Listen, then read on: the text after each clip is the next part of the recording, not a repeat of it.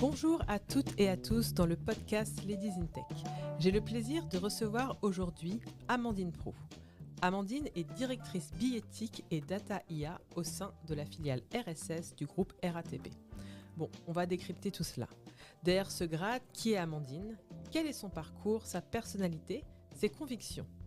Nous allons découvrir ensemble l'histoire d'une Ladies in Tech. Bonjour Amandine. Pour débuter ce podcast, peux-tu un peu nous dire qui es-tu et comment te définirais-tu? Bonjour Marie, bonjour à toutes et tous. Déjà, je vais juste préciser cet acronyme qui est RSS. Donc, je travaille pour RATP Smart Systems, qui est donc une filiale du groupe RATP. Quand je raconte, on va dire, je pitch à mon entourage, mais qu'est-ce que vous faites chez RATP Smart Systems? Je dis tout simplement, c'est très simple. Quand vous pensez à la RATP, vous pensez au bus, vous pensez au métro, vous pensez globalement à tout ce qui roule. Et nous, on fait tout ce qu'il y a autour et qui est un peu plus caché. Donc, moi, égoïstement, je fais la billettique, je l'expliquerai un peu plus ce que c'est, mais vous pouvez trouver aussi les applications qui vous permettent de trouver un itinéraire, savoir quand arrivera le bus, enfin, tout ce genre de petits détails qui est un petit peu invisible. C'est ce qu'on fait chez RATP Smart Systems. Et on est aussi surtout une filiale digitale qui travaille avec plein de gens au sein de la RATP. À titre personnel, j'aime à me définir comme une maman de 3. Alors, pourquoi 3? J'ai un enfant humain entre 2 enfants chiens. Pour ceux qui parfois me croisent dans le métro ou au travail, vous pouvez apercevoir les enfants chiens, puisque l'enfant humain va à l'école. Sinon, je vis à Paris. Je suis originaire de pas très loin, puisque je viens de la banlieue parisienne. Et après, j'ai la particularité d'avoir une maman qui est vietnamienne et qui a une philosophie, une culture de vie que je vais qualifier plus asiatique. Et j'ai un père ingénieur berrichon, donc berrichon qui vient du Berry, le centre de la France, avec une culture beaucoup plus rationnelle, responsable. Donc, avec le recul, je me dis que j'ai eu de la chance parce que finalement, mon quotidien, c'était 2 extrêmes. Un père responsable, raisonnable, rationnel, qui pousse toujours à la réflexion, et une mère qui est beaucoup plus dans l'instant, le carpe diem, l'émotion, la vie. Et in fine, quand on a les 2 extrêmes, c'est plus simple de savoir où placer le curseur en fonction des situations qu'on rencontre au quotidien. Donc voilà, j'ai la capacité je dirais en résumé, de m'adapter à plusieurs types de situations et plusieurs types de personnes grâce à cette éducation. Alors, justement, ces traits de personnalité, on va voir comment ils transpirent à travers les grandes étapes de ton parcours. Est-ce que tu peux un peu nous en dire plus? Par quoi es-tu passée, Amandine? Alors, il y a un certain nombre d'années, j'ai fait un bac scientifique. Alors, on l'appelait le bac S. Donc déjà, j'ai pas un bac C, ce qui situe mon âge, mais j'ai un bac S qui situe aussi mon âge. Option maths. Euh, j'ai reçu, on va dire, mes parents sont plutôt de culture scientifique, donc j'ai toujours un peu baigné, on va dire, dans le côté les sciences, la physique, c'est rigolo, c'est de la magie, ou ce genre de choses. Et j'aimais beaucoup les maths. Pourquoi? Parce que, en fait, quand on a trouvé la solution, on sait. Alors que les dissertations de philo ou autres, on ne sait pas. Donc, je m'orientais classiquement, donc je l'ai dit, mon père était ingénieur, vers une classe préparatoire, mais je pense que déjà, c'est le début un peu de ce qui a fait ma vie. La vie est faite de rencontres. Et sur ces rencontres, j'ai une amie qui m'a dit, tiens, je vais apporter mes bulletins, oui, car c'est des bulletins papier, toujours pour avoir mon âge. Je vais apporter mes bulletins pour une classe prépa école de commerce. Elle me dit, viens avec moi, prends tes bulletins et on y va. Et donc, quand je suis revenue de cette rencontre, moi, j'avais bien aimé le côté, il y avait toujours des maths, mais il y avait tout un tas d'autres matières qu'on n'abandonnait pas et on les abandonne un peu plus dans les classes préparatoires. Donc, je reviens à tout ça et j'en parle à mon père, qui fronce un peu les sourcils, part de l'appartement pour aller à la librairie de la ville où je vis, car nous étions aux prémices d'Internet, donc le contenu n'était pas encore là, et revient avec tout un tas de magazines, de brochures, et me dit « Ouais, ok, c'est bien ». Et donc, au dernier moment, j'ai basculé sur une classe préparatoire, école de commerce. Et donc, ça s'est bien passé puisque j'ai pu faire une école de commerce. Euh, Mes jeunes années professionnelles, donc au début, je me suis un peu perdue dans la communication, l'événementiel, le marketing. Et pour conclure que c'était pas du tout fait pour moi. Et puis, après, toujours, on va dire, la vie est faite de rencontres, j'ai débuté dans un cabinet de conseil en organisation, donc beaucoup plus de la transformation, pas des cabinets stratégiques, où j'y suis rentrée en 2005 pour y rester 11-12 ans. Et là, j'ai travaillé beaucoup d'abord dans le secteur de l'énergie et plus principalement ce qu'on appelait les utilities. J'en parle parce qu'après, on va voir qu'il y a une petite coloration dans mon parcours. Donc, secteur de l'énergie, l'ouverture à la concurrence qui soulevait plein de problématiques, notamment informatiques. On commence à toucher le début du sujet tech. Et puis, comme je suis particulièrement intervenue dans les DSI, j'ai touché à tout. Donc, le secteur public, le secteur du retail, l'industrie, l'associatif. Donc, vraiment un peu touché à tout. Et puis, en 2016, j'ai basculé, on va dire, chez un client qui n'avait jamais été un de mes clients, à savoir le groupe La Poste, pour commencer la toute jeune aventure de l'équipe data qui se lançait, donc 2016, où j'ai eu la chance de travailler sur toute l'émergence et le fait de gérer les projets d'IA, quelle que soit la branche du groupe La Poste. Donc, ce qui était super, c'est que j'ai pu intervenir sur la gestion de fraude côté banque postale, l'optimisation du tri du courrier sur des plateformes industrielles du courrier, l'optimisation des transports pour acheminer, puisqu'à l'époque, il y avait le timbre rouge pour acheminer à J+1 le courrier tout en gérant quand même les problématiques économiques, les chatbots qui étaient à la mode, tout un tas de sujets aussi autour des fonctions support. Bon, bref, vraiment touché à tout au sein du groupe La Poste et j'ai fortement apprécié cette expérience. Et en fait, c'est grâce aux data scientists qui faisaient des projets de data science, parce qu'à l'époque, on ne parlait pas encore d'intelligence artificielle, que j'ai commencé à mettre une main beaucoup plus poussée dans le monde un peu plus tech. Donc, effectivement, il y a des algorithmes, mais ils me parlaient avec tout un tas de jargon que je connaissais pas et que j'ai appris. Et puis finalement, je me suis rendu compte que j'étais geekophile et geekophone, que c'était plutôt chouette. Mais je pensais avoir atteint quand même un stade de ouais, je comprends bien. Et en 2020, juste au moment du Covid, j'ai rejoint donc RATP Smart Systems pour développer les offres data et IA. En tout cas, ça, c'était ce qu'il y avait sur ma promesse d'embauche, mais on verra que l'histoire m'a amené aussi sur d'autres sujets. Et là, je me suis rendu compte que finalement, je n'y connaissais pas, je connaissais pas tant de choses que ça d'un point de vue tech, puisque là, j'ai parlé vraiment avec des développeurs, des DevOps, des architectes. Et donc, j'ai encore amélioré mon niveau de connaissance. Et je ne vais pas l'étaler là, mais maintenant, je peux tenir des conversations assez poussées sur un certain nombre de sujets informatiques. Alors, on voit effectivement que scientifique et même matheuse depuis le lycée, voire même avant. Après, tu as basculé vers un cursus école de commerce pour finalement endosser progressivement, mais assez rapidement, des postes auxquels se destinent instinctivement, naturellement, les cursus un peu plus informatiques ou d'ingénieurs. Et on sent comme une boucle qui s'est bouclée. Alors, pourquoi cet atterrissage dans la tech comme, je dirais, un premier amour qui t'était destiné? Oh là, on va faire la psychologie de podcast. Je pense que j'ai fait, alors pour dire la version féminine, pas mon Oedipe, mais mon Électre, puisque comme beaucoup de personnes durant l'adolescence, je m'étais toujours dit, je ne serai jamais comme mon père. Et donc, mon père était, spoiling alert, ingénieur informaticien spécialisé plutôt dans les problématiques de réseau. Pour la petite fierté, quand même, c'est lui qui a déployé à l'époque ce qu'on appelait les Macintosh dans les années 80 dans son entreprise. Et donc, moi, je m'étais dit, jamais je ferai comme mon père. Mais le fait est que mon père m'avait quand même transmis beaucoup de choses et qu'à 6 ans, je savais me servir d'un ordinateur. Et donc, en fait, j'ai pas fait gaffe parce que c'est ce que je raconte, c'est fait de rencontre. Et un jour, en discutant avec mon fils, parce que je lui raconte un peu mes journées, il me dit, en fait, maman, t'es comme grand-père, t'es ingénieur informaticienne. Et là, ça a percuté mon esprit en me disant, ah, mais en fait, il a raison.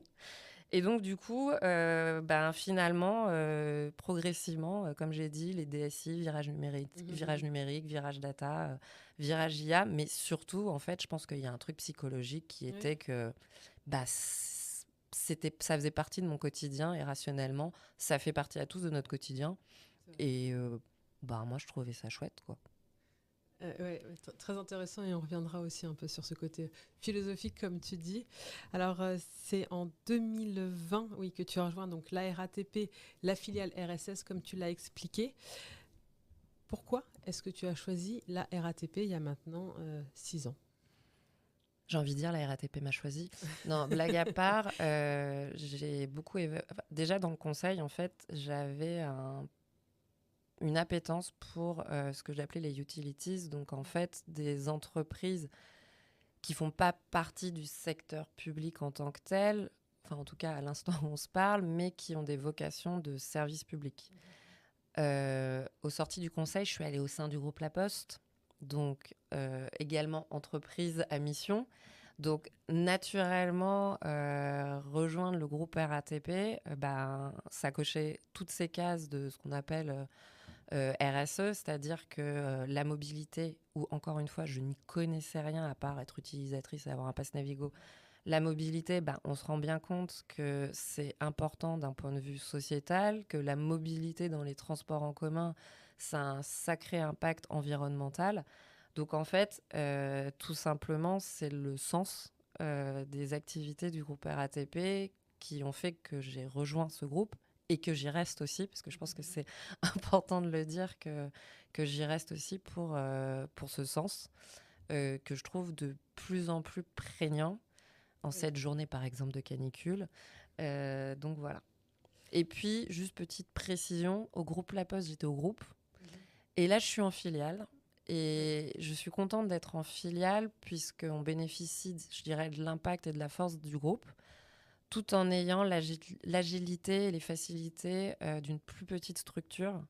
Et cet équilibre me va bien. Alors, tout à l'heure, tu nous as fait un peu un teasing sur le poste que tu occupes aujourd'hui sur la partie data, IA et pas que. On va revenir un petit peu sur ça. Qu'est-ce que tu fais concrètement aujourd'hui? C'est quoi tes missions avec des S partout?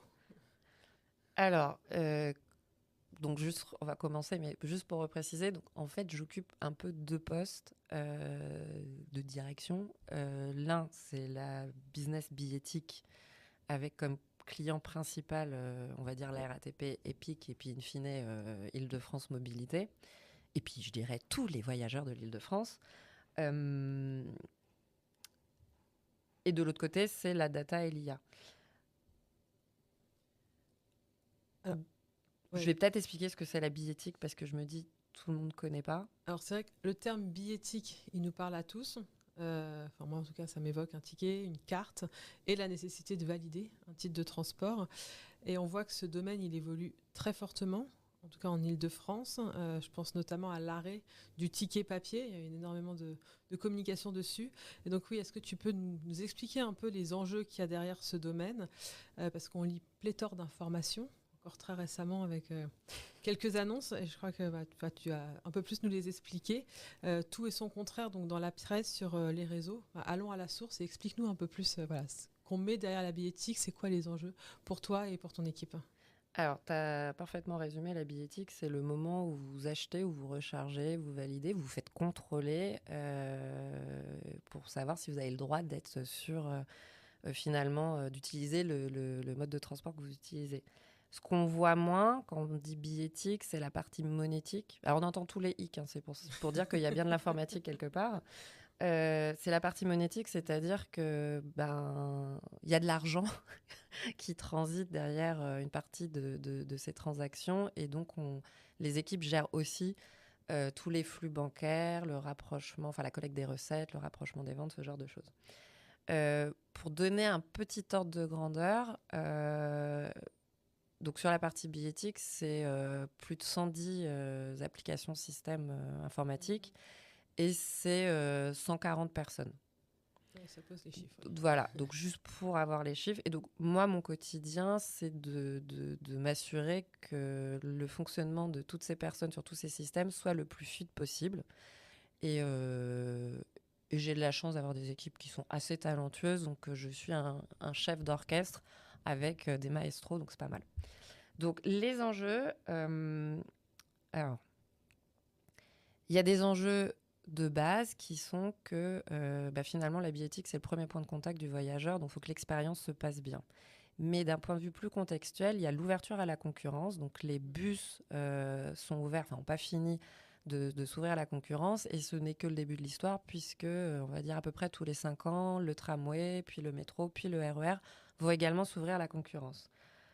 Vous imaginez, ou vous n'imaginez pas, mais je vais vous le dire, que forcément, sur les sujets de la billettique, il y a le fait de pouvoir désimbriquer une partie des systèmes avec, en ambition pour Île-de-France Mobilité, en tant qu'autorité organisatrice de mobilité de l'Île-de-France, de créer finalement le système de la région, ce qui fait sens. Mais donc voilà, avec des grands projets informatiques.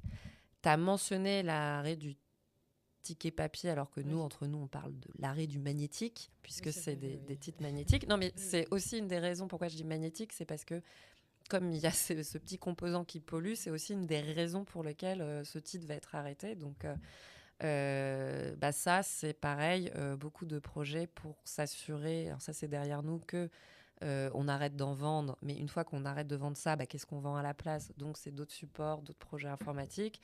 Et puis après, une fois qu'on a arrêté la vente, on n'a pas arrêté tout de suite le fait de les accepter sur nos valideurs, puisque ça n'aurait pas été très apprécié de l'ensemble des voyageurs. Donc, finalement, l'arrêt de ce qu'on appelle l'acceptation, elle va être progressive. Et puis derrière, se posera des questions, pas tant pour nos équipes, mais aussi pour les équipes de mainteneurs, de finalement, qu'est-ce que je fais de ces faits leaders avec le petit trou et comment je les remplace avec ce que vous voyez souvent, des cibles qui permettent de lire soit des supports qu'on appelle, qui font de la télébillettique, soit tout simplement vos smartphones.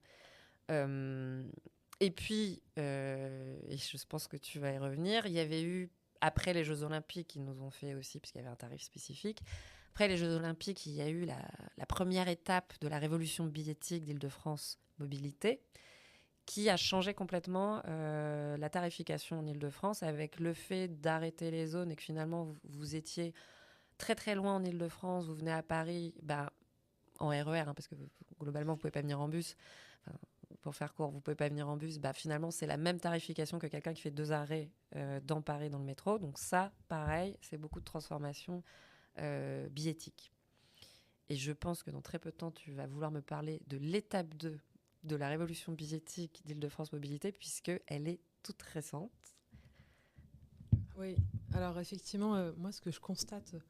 Alors au quotidien, je ne sais pas, mais combien de fois j'ai pris le bus et là je vois des personnes, soit des personnes âgées ou des touristes, beaucoup de touristes, qui ne comprennent pas pourquoi avec leur carte qu'elles ont achetée dans le métro, qui est la même carte que celle qu'ils vont acheter pour le bus, en fait il y a une lumière rouge qui s'affiche et en termes d'expérience voyageur, tu en parles pas mal depuis le début, forcément ça pose beaucoup de questions. Je sais que tu as l'explication derrière. Alors, effectivement, j'ai l'explication technique et après, il y a une politique tarifaire qui n'est pas du tout à la main de la RATP ou de la SNCF, qui est à la main d'Île-de-France Mobilité.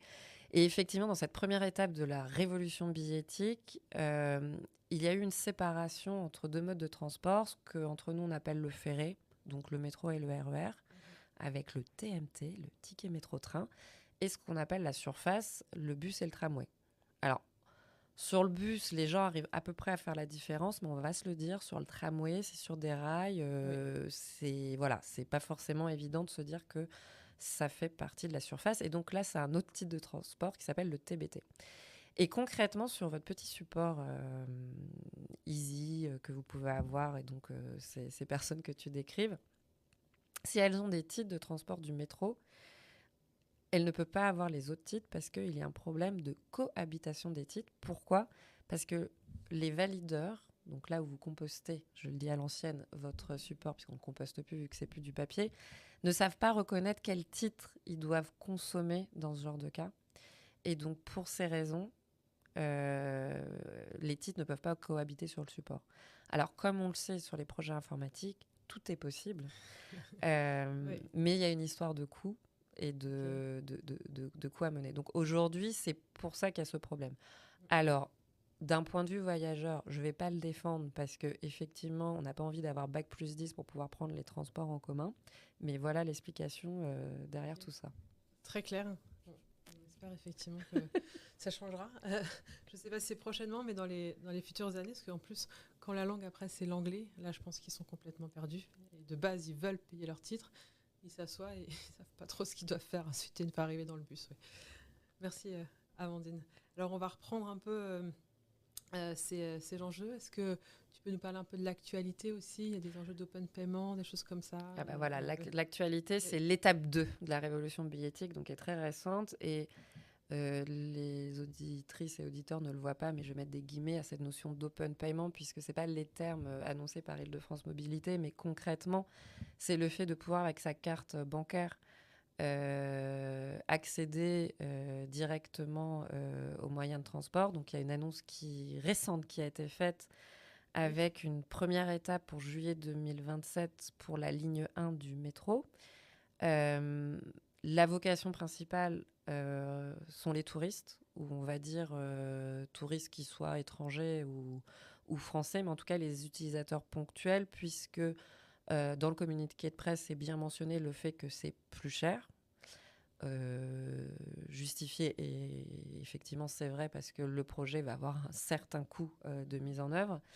Et ce qui est peut-être un peu moins lisible, avec un sujet de pas de correspondance. Donc on se rend bien compte que la cible est pour des utilisateurs ponctuels et que le francilien qui, bien que faisant du télétravail, a un usage plus régulier, est orienté vers le maintien de l'utilisation soit de ces abonnements Navigo, soit de ce qui avait été mis en place sur le Navigo Liberté Plus, à savoir un débit en fin de mois en fonction des trajets que vous avez faits. Voilà.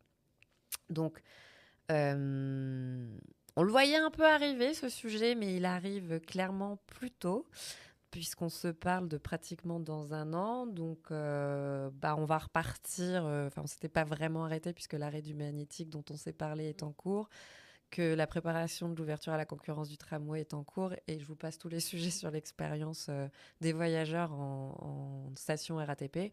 Bon, voilà, on va rajouter un nouveau sujet qui est l'open payment, puisque cette première étape, en juillet 2027, n'est que la première étape sur un projet plus grand, puisque l'idée, c'est effectivement d'équiper tout le réseau, et pas que celui de la RATP. On va suivre ça, et c'est vrai que des fois, c'est souvent on fait en comparaison. On a des villes comme Bucarest, Londres, où on peut, mais ça pose pas mal de questions et on peut mesurer un peu la complexité. Donc on va suivre tout ça. Et là, maintenant, on va zoomer sur l'autre pan de responsabilité que tu as autour de la data et l'IA. Alors c'est vague. Est-ce que tu peux un peu nous préciser, c'est quoi ton quotidien? Et pareil, encore une fois, où est-ce que tu es attendu? Alors, sur cette activité data et IA, donc pour rappel, c'est celle pour laquelle j'avais rejoint RATP Smart Systems. Oui. L'idée était de développer, on va dire, tous les services en exploitant la data, parce qu'il y avait, on va dire, une maturité plus faible sur les sujets de mobilité, alors avec en plus tellement de possibles. Donc, mon quotidien, quel est-il ? Déjà, il faut rendre à César. J'ai un directeur scientifique, Rémi, si tu nous entends, qui est super et qui gère toutes les équipes plus tech, au sens aussi... la tech, on a dit, je peux la comprendre un petit peu, mais bon, lui, il a un PhD, tout ça, donc il y a quand même des sujets que je ne maîtrise pas. Donc, il gère les data scientists, les data ingénieurs, les data analystes, donc tous les data girls and guys, car oui, j'ai des filles. Sur cette dimension-là. Et à côté de ça, j'ai plutôt de mon côté, on va dire, des PO, data et IA, et je vais revenir sur un peu ce qu'on fait. Donc, du coup, nous, déjà, au sein de RATP Smart Systems, on sert toutes les business units et les fonctions support. Donc, quand on dit data, il y a la partie assez classique, celle que je dis rétroviseur, qui est toute la vision reporting.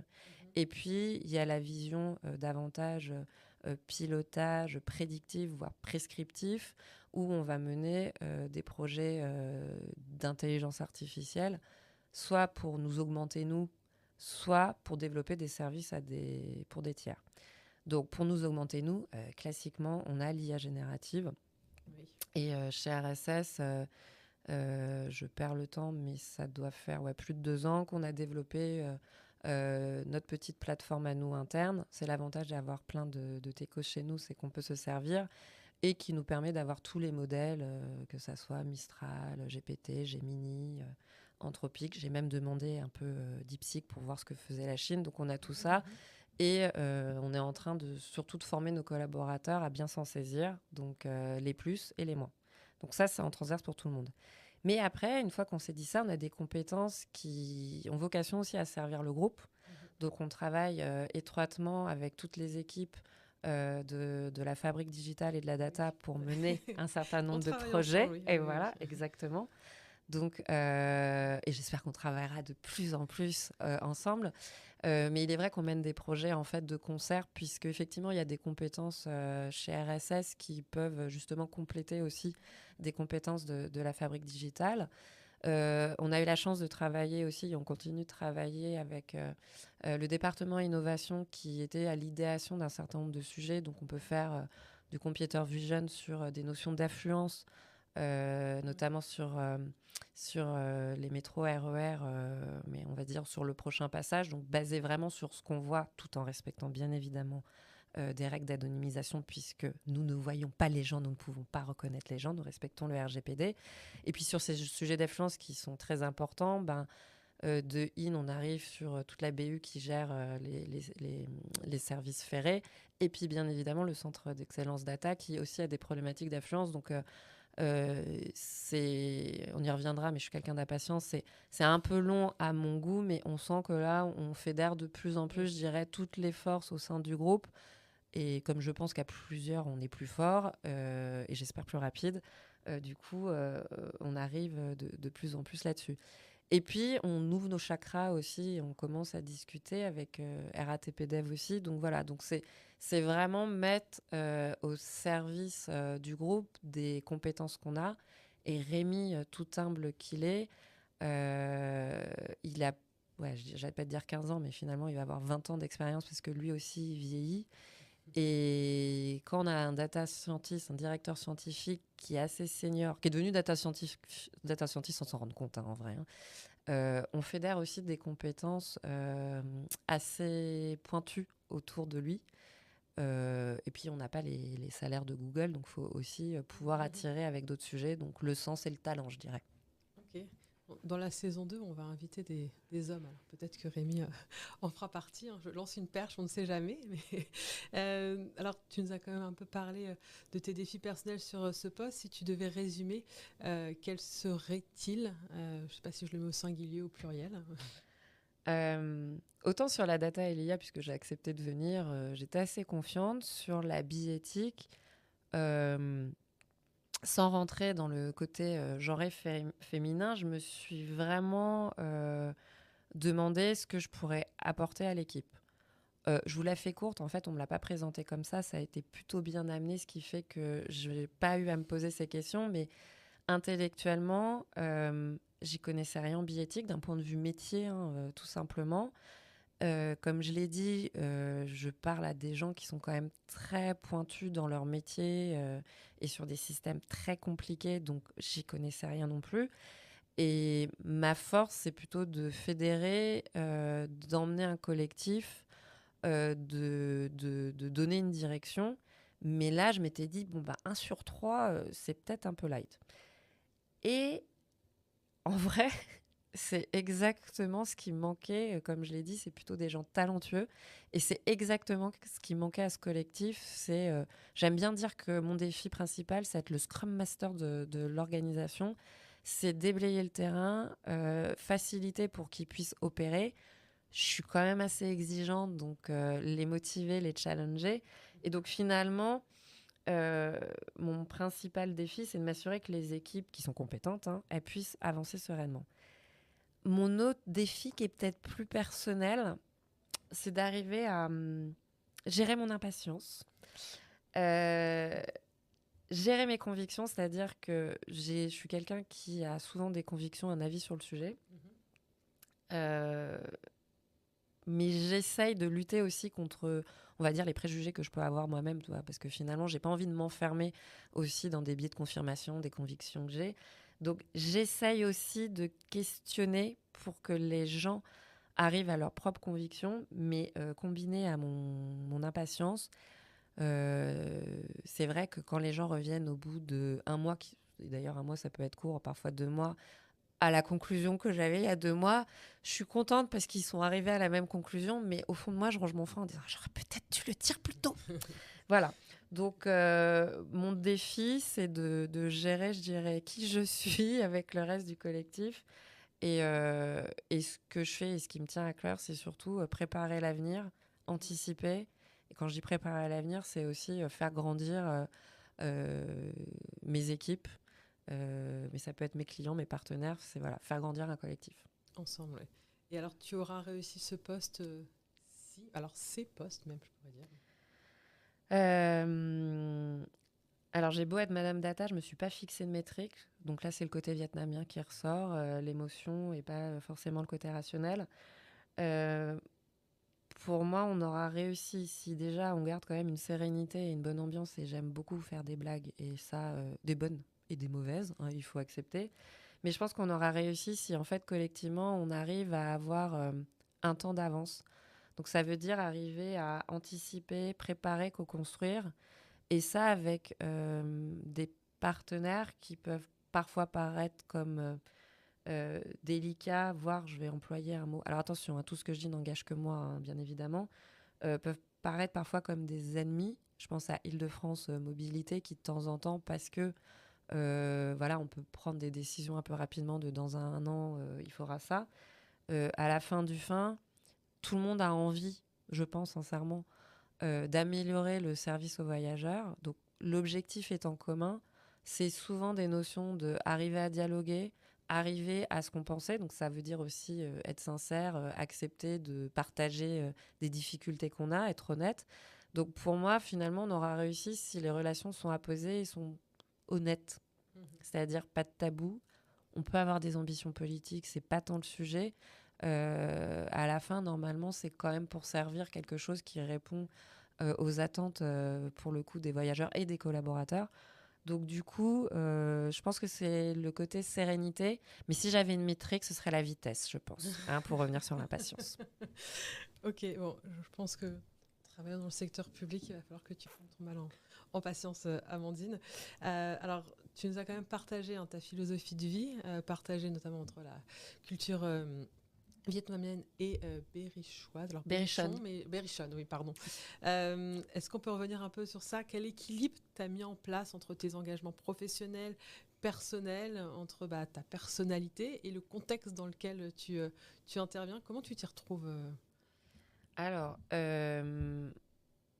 déjà étant, on va dire, un peu ma propre chef, je pourrais travailler tout le temps. C'est-à-dire que si j'arrivais pas à me fixer des limites, je pourrais travailler tout le temps. Mes limites, en fait, elles sont très simples. C'est qu'à un moment donné, j'ai envie de faire autre chose. J'ai envie de voir mon fils. Même mes chiens, quand ils sont au travail, j'ai envie de me promener avec mes chiens. J'ai envie de passer du temps avec ma moitié quand même, parce que du coup, c'est quand même important. Et puis, il y a le reste, les amis, la famille. J'ai moins envie, mais il faudrait, mais ce n'est pas un besoin dans mon équilibre, faire plus d'activités sportives. Mais ce n'est pas dans... Enfin, j'en ai pas besoin. Il y a beaucoup de gens qui ressentent le besoin d'aller courir, d'aller nager. Moi, globalement, vous m'invitez en soirée, je danse et ça fait mon activité sportive. Mais en fait, je sais pas comment ça s'opère, mais naturellement, si je rentre chez moi, je vais consulter potentiellement sur mon téléphone mes mails, mes Teams. Je vais répondre à des questions très simples. S'il y a des urgences, bien évidemment, je vais les prendre. Mais je vais voir des sujets en disant ok, je verrai ça demain. Mais j'ai une sorte de zénitude à pouvoir consulter sans tout d'un coup culpabiliser, me dire mon Dieu, il faut absolument que je me remette au travail. Et puis dans l'autre sens, si je suis au travail et que, alors mon fils n'a pas de téléphone à son âge, mais on va dire, j'ai un message WhatsApp de mes parents, d'un pote ou quelque chose, je vais répondre sans culpabiliser non plus en me disant, je suis sur mon lieu de travail et je suis en train de parler de qu'est-ce qu'on fait ce week-end. Donc en fait, il y a un peu une collusion pro-perso que je trouve assez fluide, mais sincèrement, j'ai pas de recette magique, je sais pas, c'est mon cerveau qui est fait comme ça. Et puis après, il faut quand même se le dire qu'il y a l'effet Covid qui fait que ça a accéléré, je dirais, dans la mentalité le fait d'avoir recours au télétravail. Donc, même si pendant le Covid, je disais tout le monde regrette cette phase de métro qui est entre le travail et chez soi, qui était cette petite bulle à soi, où on quitte le travail, on peut bouquiner, on peut scroller sur son téléphone, on peut écouter de la musique avant de maman, est-ce que tu... Voilà, donc en tout cas, il y avait cette petite bulle à soi. Le fait est que le télétravail permet aussi quand même de revenir plus vite sur sa vie de famille ou sa vie perso. Donc ça permet aussi, je trouve, entre les deux, hein, parce que franchement, en télétravail, on est quand même souvent tout seul sur des chaises de bureau plus ou moins adaptées. Le travail, ça permet de voir les collègues. Donc en fait, avoir les deux, fonctionnement hybride, je trouve ça très agréable. Et puis bon, moi j'ai un truc très simple, c'est que je fais quand même particulièrement confiance à mes équipes et à mes proches. Donc il y a un moment donné, il y a une sérénité aussi mentale qui est que les gens sont sur le coup, les gens sont sur le coup. Hein. Si ma moitié dit je vais chercher l'enfant, il va chercher l'enfant. Enfin, je vais pas, voilà. Donc du coup, ça va. C'est l'essentiel. Et on sent, moi je trouve une certaine liberté dans ton équilibre, la liberté d'être toi. Et clairement, ça n'a pas de prix. Et on sent aussi que pour toi, l'enjeu est ailleurs, car l'équilibre pro-perso, il est acquis, c'est le tien, et il t'est propre. Et ton enjeu, c'est la gestion de l'appartenance à un système, c'est ce qu'on disait juste avant, avec tous les nœuds au cerveau, les discussions, les coups d'éclat dans la presse, comme tu le disais, qui peuvent rendre un peu complexe le chemin pour arriver à l'objectif qui est partagé. Et donc, c'est pas forcément facile d'être dans un domaine qui est aussi passionnant que politique, faut vraiment le dire. Et comment ou qui a le pouvoir de pousser ta réflexion sur ce contexte dans lequel tu évolues, en fait Alors, c'est le bon lieu. En fait, j'écoute beaucoup de podcasts. On pourra mettre quelques références. Ouais. Non, mais j'écoute beaucoup de podcasts et des podcasts qui sont pas forcément liés à ce que je fais. Donc, des podcasts qui peuvent traiter de sociologie, de sujets, on va dire, actualité, politique, de sciences.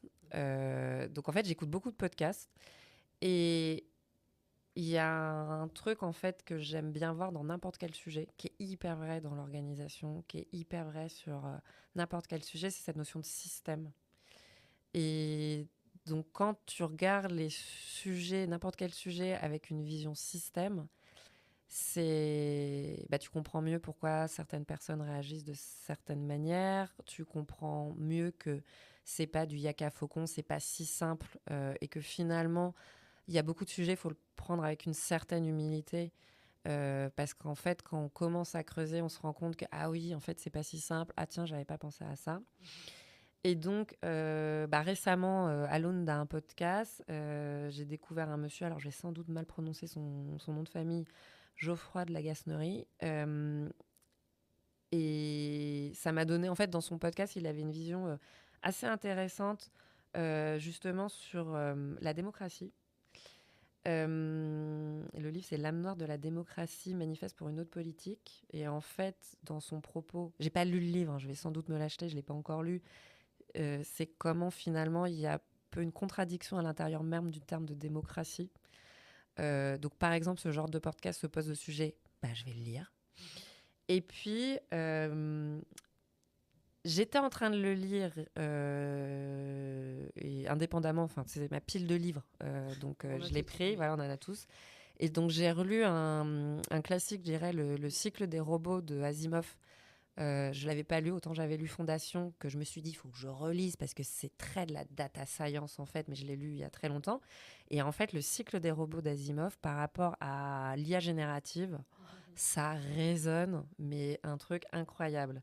Donc, je vous invite à le relire, parce que, tout le monde doit connaître à peu près, il y a 3 lois de la robotique. Oui. Et en fait, dans l'application de ces 3 lois qui sont simples, on se rend compte dans plein de petites situations que ça ne se passe pas exactement comme on aurait voulu. Et à l'aune de l'IA générative, où je donne juste cet exemple, qui est un vrai exemple, à savoir résout le problème sur la base de données client, l'IA générative essaie 1 fois, 2 fois, 3 fois, et à la fin, elle supprime la base de données client, et il n'y a plus de problème. Donc du coup, je trouve que ça résonne particulièrement avec le moment. Oui, effectivement, c'est un classique. Moi, je l'ai lu il y a quelques années. Je ne sais plus combien il y a de tomes, mais l'approche que propose Asimov, elle est très enrichissante. Et la cohabitation entre robots et humains, et surtout l'angle qu'il prend. Ils ne sont pas l'un contre l'autre, mais comment ils construisent l'un avec l'autre. Tu as peut-être créé un nouveau terme qui va se propager, le romo, mi-robot, mi-humain.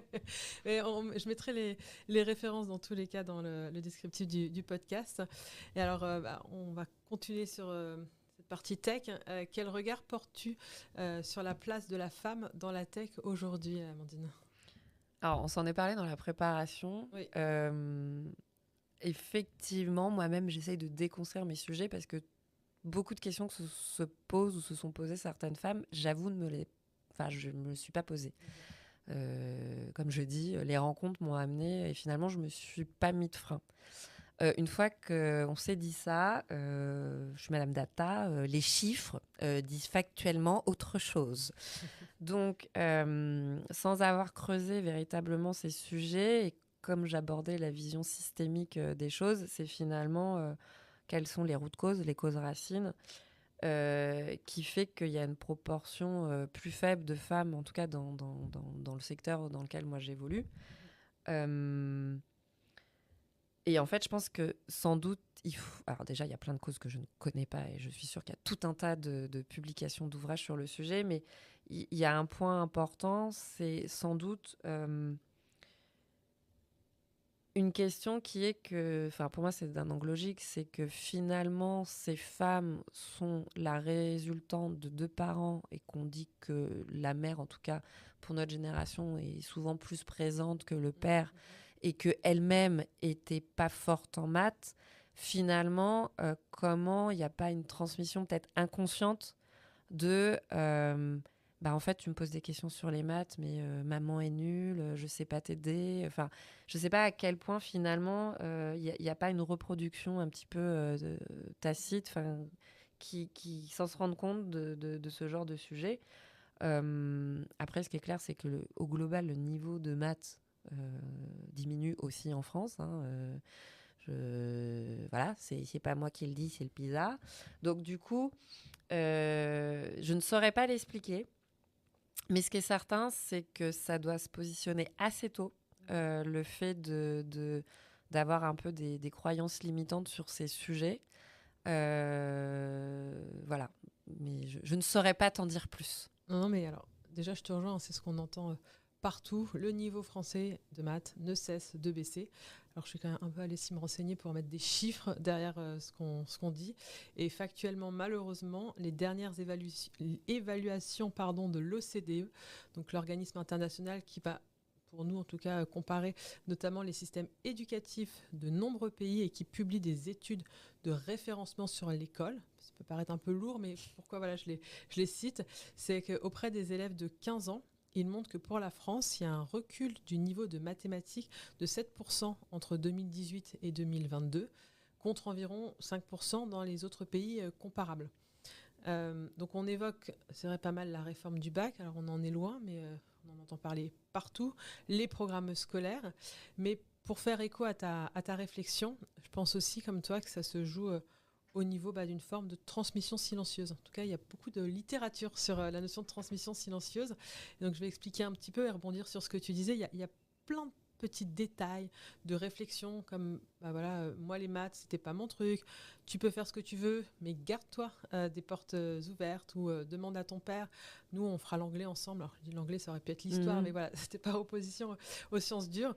Ou encore quand les parents parlent de leur quotidien professionnel dans le domaine scientifique, eh bien, l'enfant, en fait, il baigne dans un contexte familier, alors que s'ils n'en parlent pas du tout, ça renvoie plutôt pour l'enfant, c'est comme si ce domaine-là, c'était réservé aux autres. Et donc, cette transmission silencieuse, comme tu le disais, elle peut parfois créer des écarts sans qu'on s'en aperçoive et sans qu'on le veuille. Les fameux biais dont tu parlais. Et non pas parce qu'on dit aux filles qu'elles ne peuvent pas faire les sciences, mais parce qu'on leur montre, à tout âge, qu'elles ne s'y reconnaissent pas complètement. Alors, merci d'avoir partagé cette réflexion, parce que je pense vraiment comme toi qu'il y a quelque chose qui se joue ici, et c'est moins dans la capacité des filles à faire des sciences que dans leur possibilité de s'y projeter suffisamment pour que naturellement elles se disent, comme toi ça a été ton cas, cet univers en fait c'est aussi le mien, ça peut l'être en tout cas.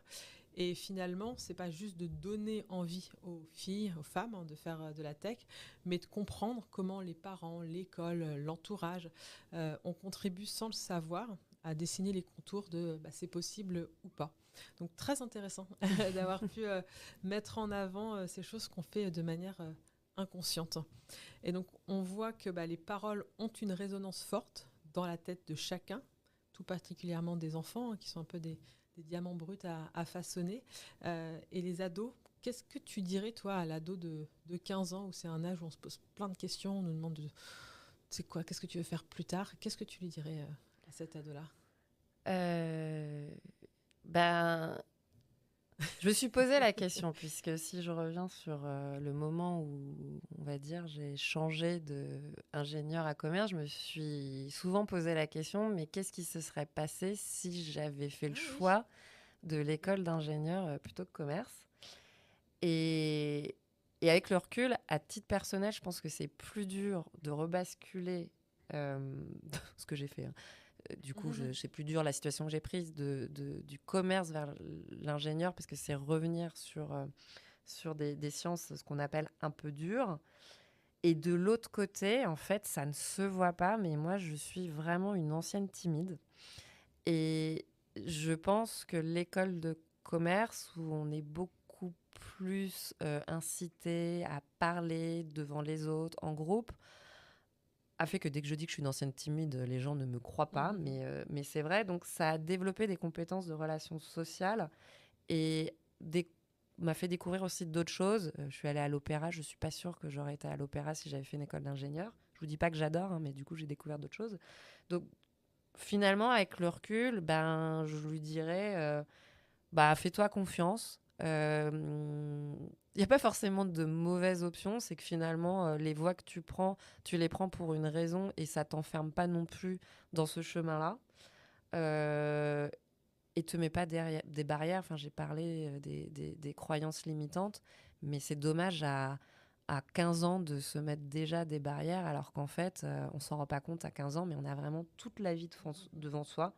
Donc en gros, faut y aller, faut tenter, quoi.